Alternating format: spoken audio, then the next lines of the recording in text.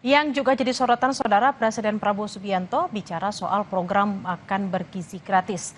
Dalam diskusi dengan jurnalis dan pakar, Presiden Prabowo mengakui telah menerima seluruh laporan dan fakta di lapangan soal MBG. Laporan soal kasus MBG yang sampai ke Presiden, dikatakan Presiden langsung dicek BGN dan sebanyak 1.030 SPPG di stop sementara. Presiden Prabowo pun menganggap bila hanya ada laporan-laporan yang bagus saja, maka merupakan budaya yang tidak baik. Benar, saya suka monitor posting podcast yang menyakitkan pun saya nonton. Karena saya anggap walaupun dia nyerang begitu dengan cara yang tidak baik, umpamanya ya, dan kadang-kadang saya ambil kesimpulan, oh ya, dia hanya motivasinya hanya dendam aja, nggak apa-apa. Tapi bagi saya ini, bagi saya itu adalah justru membuat saya lebih waspada. Jadi saya sebetulnya walaupun kurang ajar ya, tapi oh ya, saya harus lebih waspada. Baru saya cek, ya kan? MBG diserang, saya langsung cek,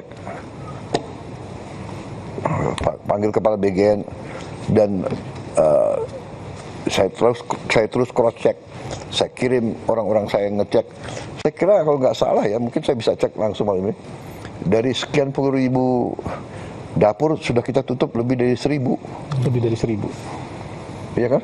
Iya benar, udah datanya ada ya, lebih dari 1.000. Ini saya punya wakil kepala, satu ibu ya, ibu Nani ya. Ini galak sekali dia. Ya, dia sidak terus kerjanya. 1.030 ya. Iya, datanya 1.030 Pak.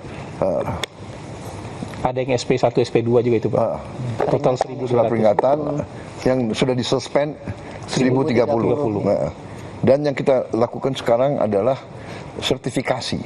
Jadi kalau dapur kamu mau survive lebih dari berapa bulan, kamu harus lulus sertifikasi kebersihan, sertifikasi keamanan makanan, dicek ke airnya gimana, ya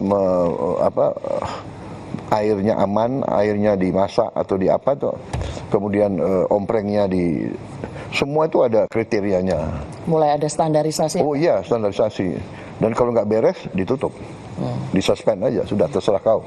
Habis itu kita kasih nomor telepon bebas pulsa, siapapun boleh cek, dan titik koordinat dari dapur itu diketahui oleh masyarakat sekitarnya.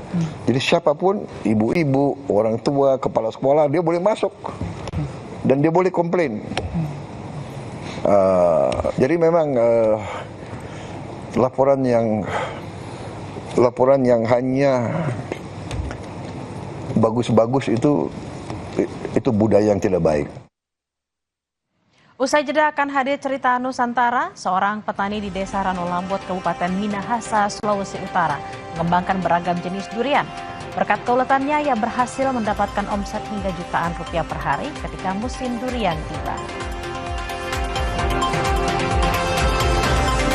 Juga ada informasi pelaku usaha mikro kecil dan menengah di Sorong, Papua Barat Daya kebanjiran orderan kue dengan berbagai jenis pada Hari Raya Idul Fitri. Aneka kue yang dijual mulai dari lapis legit, bolu gulung, lontar hingga klapetar. Informasi selengkapnya akan hadir usai jeda bersama rekan Lintang Pudiatus.